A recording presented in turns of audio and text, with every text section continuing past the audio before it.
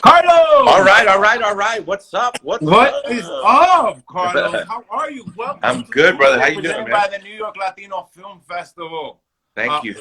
We are so excited to have you, man. Thank you for having me, bro. This is awesome. My New York peeps. New York. I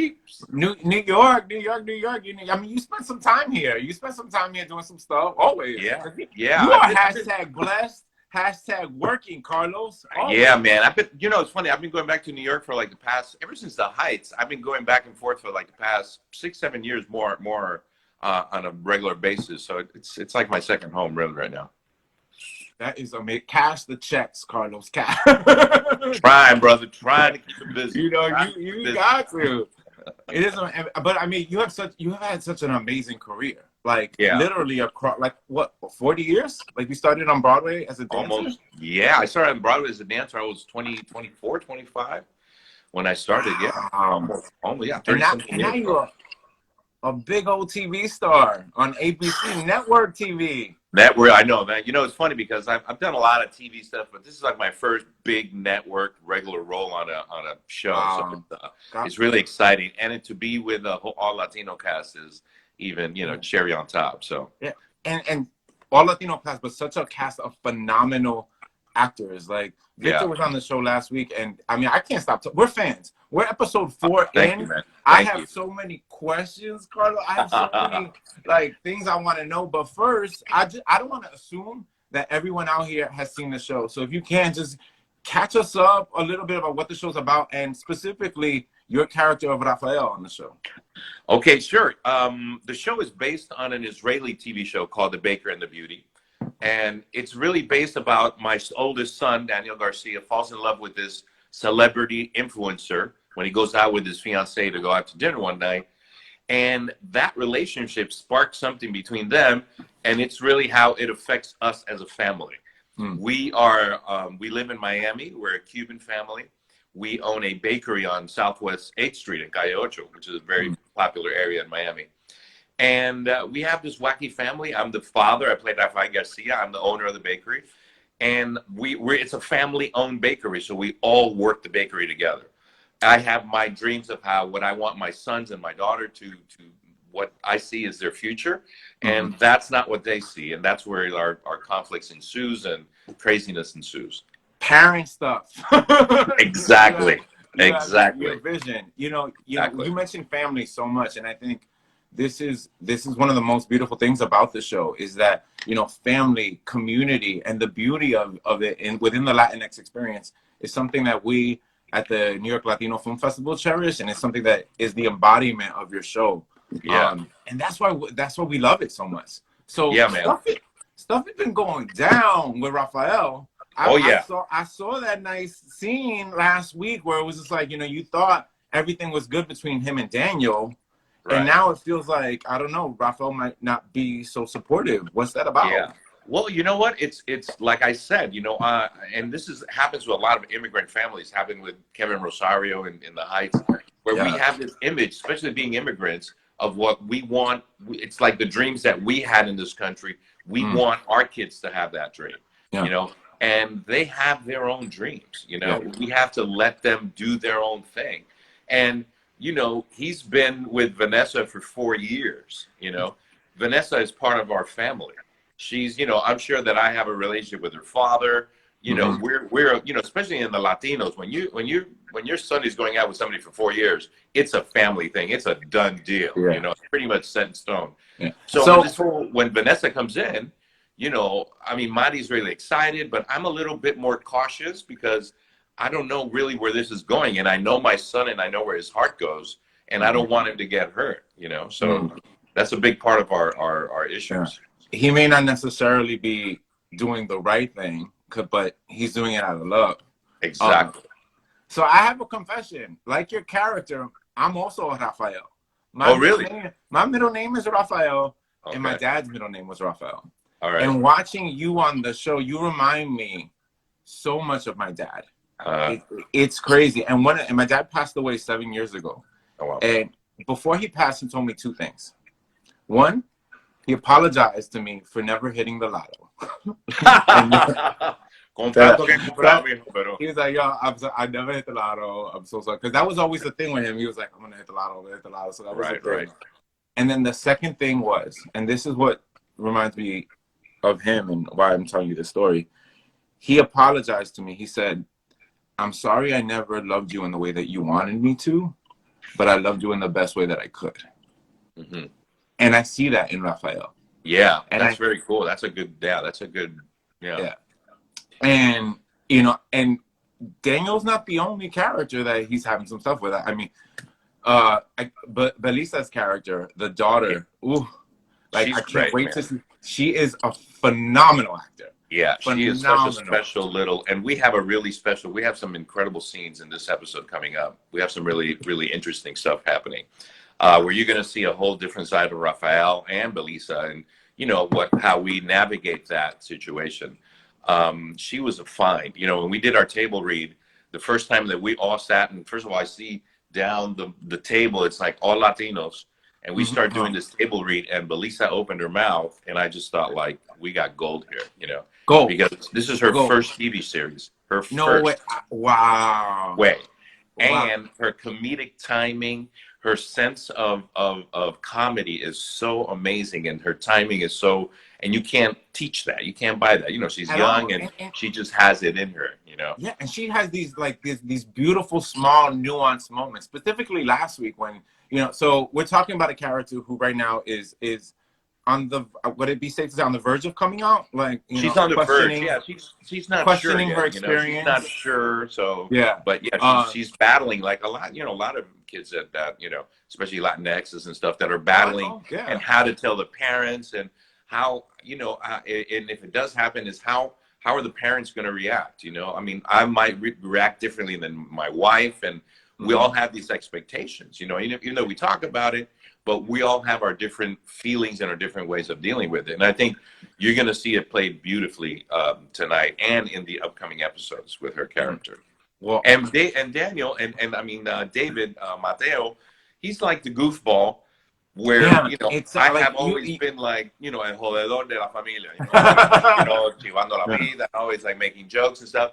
So I've never really taken him seriously, you know. And then stuff starts to happen where our relationship changes too, which is, it's really, really special what goes on. I mean, I tell you, as a family, we're going to go into some really heavy waters in the next few episodes. Yeah, and I feel it, and it's tangible. And for those of you who are out there who have not seen the show, you can binge it right now. The show, the new episode comes on at 10. You can watch on Hulu. There's 3 episodes. You can catch up right now. Because tonight is gonna go down. It's gonna go down. Yeah, you can do a little micro binging. You know, you can see the first 3 on Hulu and ABC On Demand, and see the 4th one tonight. It's it's exciting, man. It's really exciting to have an all Latino cast, to have the pride of people loving the show. I've been doing this for over 30 years. Aside from The Heights, I've never been a part of a TV show that I've received so much love and so many positive comments. And so much, you know, just as a Latino, to be proud of portraying a family that's positive, that's in a positive light. We don't sell drugs. We're not narcos. We don't steal. You know what I'm saying? We're just like a regular family trying to make it. We just happen to be, you know, Latino. So it's special, man. And on top of that, we're going through what we're going through collectively, you know, as a world. And it's a beautiful time just to kind of sit back and be reminded that there is love out there, there is family out there, there is community. So for those of y'all who have not seen it or need to get catch up now. You know, we mentioned love a lot. Last week's episode was a love letter to Puerto Rico. Yeah. What was it? So you shot the whole series in Puerto Rico, but last week was the first time you played Puerto Rico as Puerto Rico, because you're usually playing Miami. Yeah, what was the experience like of shooting on the island? We we doubled Puerto Rico for Miami. The show takes place in Miami, but we shot like you said, the whole series in Puerto Rico. Puerto Rico was so special, not only because of the people of Puerto Rico, the fact that they need these financial big companies to come there and spend money, and what we do to the infrastructure of Puerto Rico is, you know, it's beyond bringing a show in like this there. But for us, it was the feeling, again, the love that we got from the people. Our crew is 95% Puerto Rican. So as soon as we walked on the set, it was like we'd hear salsa music playing that the cameraman would play. We'd have cortaditos at the catering. We'd have, you know, todo mundo going, oye, ¿qué es lo que pasó? Everybody speaking Spanish. So the fact that we're playing this family that's Latin, the love that we got on the set just made the family more intense. It made the chemistry between us more intense. And you can see that on the show. That matters. We have a chemistry that is, you know, sometimes it takes 2 and 3 years for a show to create that chemistry between the characters. For us, it was like, even before the first day of shooting, we had already gone out. We had been partying. We had gone out to dinner. We were actually hanging out all the time. So that on screen, what you see is the love that we have with each other, with the whole cast. Yo, and you feel it, and that matters. The fact that your crew is 95% Latino matters. I know I've never had that experience. Right. I mean, usually, you know, we're at a time right now where we're seeing a lot more Latinx driven content, but oftentimes that's not reflected in the crew. So the fact that you have a crew that's made up of Latinx people like that that's must be so liberating, because there's a shorthand that happens, you know? Totally, man. And I mean, and I think especially with this show, if this show succeeds and it's well, and I think not only crews, but producers, writers, we need the backbone of our projects to be Latino pushed, you know? Amen. We have to keep it going, and we have to support our projects so that Hollywood can see that we have a momentum, you know? Yeah, because it's a business. If people do not see our show, if they don't push us, there is going to be no show, and there's not going to be any Latin content. Yeah. You know? You better preach, Carlos. You're going to say, listen, we gave you a chance. We gave you this one. We gave you Gentefied. We gave you this, you know. You guys got to come out and support. Vida, you know, one day at a time, Vida. And we have to show up for each other. So we have to show up for each other. And, you know, as much as New York Latino Film Festival can do, you know, to push back on the beauty, we're doing it because we have to show up. It's such a beautiful, you all are creating such beautiful work that we have to show up. And, you know, this is an honor to sit here with you, and thank you. Oh, thank you, man. But listen, but you know, like I said, shooting in Puerto Rico was just magical, man. And we all, like, we didn't know what I'd been once in Puerto Rico, but years ago. So we didn't know what it was going to be to live there for 5 months, you know, and really actually be part of our culture. Everybody fell in love with it. You know, even the people who were reluctant at first, like, it's so far from LA, it's like 5 hours to get to Puerto Rico. But once we were there, you know, the love of the island just like engulfed us, man. And we went through hurricanes, we went through earthquakes, we went through a lot of stuff there. With all said and done, it was pretty magical. Man. Well, that just speaks to the resiliency of the island, the resiliency of Latinx culture, and you were able to do it. You got to it, and you created magic. Yeah, magic. Yeah. So, Rafael Garcia isn't the only father that we fell in love with. I remember seeing you in 2008. Shout out to my best friend, Robin De Jesus, who's watching. Robin De Jesus. Yes. In the original Broadway cast of In the Heights. You were the original Kevin Rosario. Yes, I was, man. What was that like, that experience? Oh, dude, that was, it was such a whirlwind for me, because the way that I got on the show was like, you know, I was in New York. And, you know, whenever I was in New York, I always tried to support Latin, you know, projects and shows and stuff. And I see this little show off Broadway called In the Heights. And, you know, it kind of got all this buzz. And I'm like, what is this In the Heights thing? You know, let me go check it out. So I got a ticket. And, you know, the audience was all like young kids and talking about In the Heights, In the Heights. And I'm like, well, this is kind of cool. I sat down and I saw it. And after the opening number, my goosebumps were like, you know, I mean, just mind blowing. And I was looking at this thing. I couldn't believe what I was seeing. You know, I was seeing the show, and this 11-minute opening number just put me in a whole other place. And I saw the show. I fell in love with the show. At intermission, I called my agent in LA, and I said, listen, bro, there's a show called In the Heights. I don't know what's going to happen, but I have a feeling the show is going to explode. And I want to keep track of the show because I want to be in the show. I don't care what I do. I will clean the floor in the back of the stage.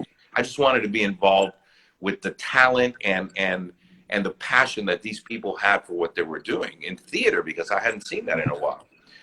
cut to like 4 months later, my agent calls us, you're not going to believe it. The show's going to Broadway, and they're replacing they're gonna bring in a new dad.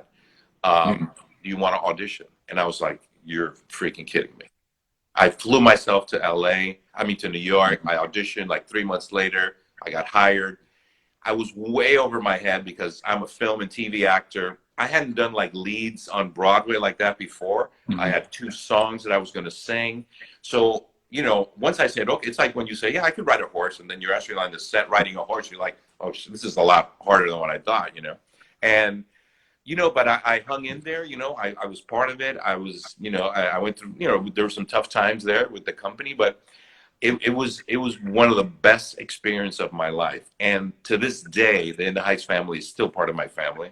I consider them like, you know, I'm still talking, you know, me and Robin and Eliseo Roman, we met in Puerto Rico with Anthony Ramos and the guy who's doing the lead in the Heights. We had a blast. I mean, when you go through an experience like that with another Latino cast, and you just feel that your pride kind of gives you a little, there's a little more to show, and there's a little more at stake. You know, it's not just a show, but it's a show that you're representing your culture. You're representing being Latino.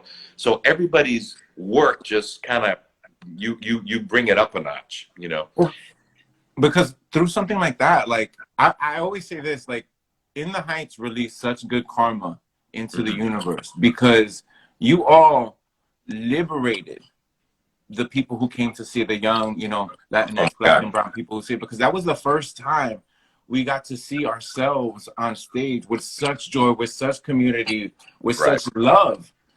That and it didn't stop when it closed on Broadway, because now it's in schools and it's in universities, and that love, you know, keeps continuing to happen. And everyone I know who has done that show, regardless wherever, you know, feels that magic. You know that you have a part of In the Heights with you for the rest of your life. I totally feel that.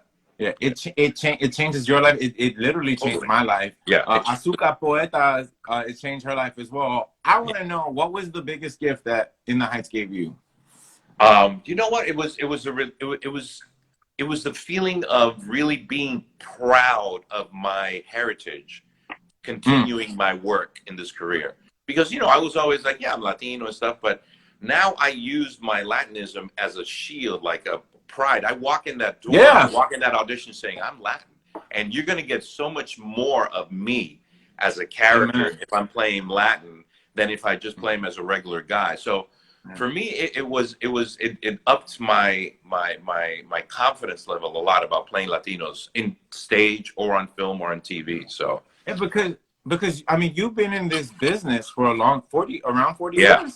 Like so 35 years. Yeah. And I played, you know, from every drug dealer to every gang member through, you know, I played some funny roles here and there, but it has never been like, you know, we get sprinkled little parts here and there, but there's never been a momentum, you know, like the African Americans have. We haven't had that momentum, you know, and that's getting back to what we said earlier. Like, we're in a moment right now, and we need to take this moment and turn it into a movement. And that's how we do it. That's how we show up, you know, watch each other's stuff, show up on, like, on theater, come to see it. And we continue so that this goes beyond just this moment in time right now. Exactly. Yeah, it doesn't die out. You know, that we just keep creating content and keep you know, supporting each other. Amen. We're gonna start answering some questions. So if you all could do me a favor, of you viewers, hit the little question box and write your question in that box as opposed to the comments, so that we can throw them to Carlos. We have one. Oh, this is a great question. What do you miss most from shooting in Puerto Rico? Wow, the mofongo. The fried food, not really. Clogging my arteries, Carlos. You know what it was? It's you know, every morning coming into that crew and feeling that love from that crew, man. We couldn't wait to get to work every day, you know. And when you do something that you love, and you come and there's people that around you that love you for what you're doing, I miss the people, man. The people of Puerto Rico is what I miss the most. It was magical. Yeah, and the weather too. and the weather, and also like you said before, when you are shooting, like you create this family, and it kind of feels like, you know, a limb is missing or whatever. Yeah, it's true. I mean, and it happened in the Heights, and you know, you as artists, we create these we're like little orphans. We create these little families of artisticness, and we're creative, and then, you know, we separate from that, and then we're like out in the world, and then until we get our next gig, and we create the other little families. You know, we're like always like little artistic orphans looking for our little families to explore with and stuff. So, but yeah, Puerto Rico was amazing. It was amazing. Carlos, the boss is saying that he loves you. I don't know. The boss. The boss. The boss, my boss. Yeah. Oh, Dean, he's the boss. What up, boss? He is the boss. He is our boss. Boss, Dean, let me tell you, man. Let me tell you, our writer Dean has been so amazing with all of us in letting us explore as characters who we are, sprinkling our personalities in. Me and Mari, me and Lisa Vidal. You know, we have such great chemistry, and we sprinkle stuff just to make it ours and make it, you know. And Dean has been so open about letting us explore and improvise and without losing the structures of scene. And again, it's hard to find in this business. Some writers are just he has been, you know, very, very accommodating to us as performers, and letting us, you know, feel it out and put our personalities into these parts to create them. Well, thank you, Dean, because what you're doing is magic. Because anytime I get to see Lisa Vidal go off and dance, like your chemistry and your banter is magic. So thank you. Yeah. No, and that's another thing with Lisa Vidal. You know, acting is like, it's like a tennis match, you know. It's like you receive and then you give it back, and you receive, and it's like dancing. It's like dancing, really, because you're only as good as your dance partner. You know, if your dance partner is kind of clunky and like, you know, it's not going to look good. But when you have a good dance partner and you feel the chemistry, that's what me and Lisa Vidal have in this show. It's just like this openness, this chemistry, and this sense of play that we're always throwing each other stuff. I don't know what happened, dude. My phone just said like something about temperature, because I had it on a cradle. We just creating too much heat right now, Carlos. It's like that's what it is. Exactly we just too caliente. Emergency. I was like, that's what it is. You know what I'm saying? We were just saying, like, you know, I'm single, so I was just giving out them single vibes. And that's funny, man. I hear somebody else too in the conversation, though. Do you? Yeah. It might be some static. I don't know. Is it? It's like a whole other interview somewhere. That is weird. Oh, it's like a backup. It's like, yeah, it might. So we'll do our best. Okay. We had a question: best advice for an aspiring Latinx actor. Oh wow. Yeah, it's like I'm hearing myself. It's like a feedback. The best thing I think, you know what, is to study, man. You know, a lot of people tell me like, you know, I'm going to try this acting thing. And it's like, you know, I've been doing it for 30 years. It's not like an acting thing, you know. Like, you got to train. You got to go to school. You got to, like, prepare yourself, because this is an industry, man, you know. And you got to come prepared when you do these jobs. There are millions of dollars at stake. Amen. And, you know, it's important to be prepared. So I think preparation is the best advice I think. Preparation. Yeah. Another question. Was it hard for you to transition and sing in the Heights, coming from the film TV world? Yes, it was. I'm still here, don't worry. Are you there? Okay. Yeah. Yes, it was, because, you know, I'm so used to film and television that I wasn't, you know, I hadn't done a lot of musical theater leads before. So it was difficult, man. And the cast was so talented. I kind of came into a machine that was already running. So I kind of had to jump on board, and you know, they had already been off Broadway for a while and stuff. So it was a little bit of a struggle at first to, like, you know, be able to mesh in with the company. But, you know, once I started getting more confident and the cast was so supportive, then it worked out. But yeah, but may I toot your horn for a little bit, just because you brought something so dynamic to that role, like the dinner scene.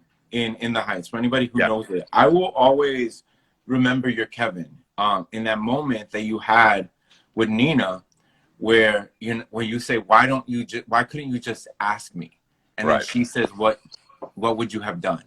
And then you would have these acting moments there that not everybody else had. So you brought your own level. You were a beast, Carlos. So don't be like, oh, because I was amazing. No, but it's funny because I knew what I could bring acting wise to the part. I knew what I wanted to do with that part as a father figure, as the relationship. And Mandy was such a dream to work with. And shout out to Mandy Gonzalez. Because I come more from the acting experience more than musical theater, and I wanted to bring a reality to that part more than a musical theater reality, but like a real reality. And I think that's what Lynn saw in my audition, and that's why probably got hired. But and then again, Chiara Alegria, who wrote the In the Heights, she wrote some great scenes to play.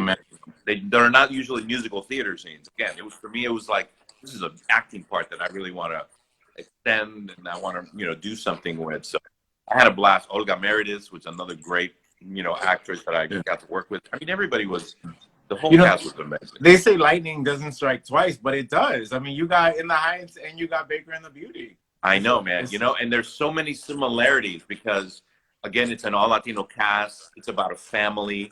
It's a positive image of us on, first on theater, on stage, and now on film and television and on TV. That it's like, it's a little bizarre that I'm going kind of through the same increments of dealing with, these positive images of Latinos. And I'm super proud to be the dad to represent. Yeah, accept it because it's a blessing. And it is a blessing. It's going to continue, and hopefully, you all will get a season 2 and a season 3 and a season 4. And you'll continue to spread these messages. Yeah. Again, for those of y'all who haven't, check out Baker and the Beauty. Carlos Gomez, thank you so much. Thank you so much, my brother. I'm sorry about the mishap. No, don't worry. Pleasure, man. It is what it is, and we keep rolling and we keep it rocking because we Latinos, and that's what we do. That's right. We are resilient and we are proud. We get the job done. Amen. Carlos, thank you for hanging out with us on Dulce. Thank you, brother. Presented by the Latino, New York Latino Film Festival. I'm Dominic saying peace out, and don't forget to focus in these crazy ass times on the sweetness of your life. Peace. Thank you, brother.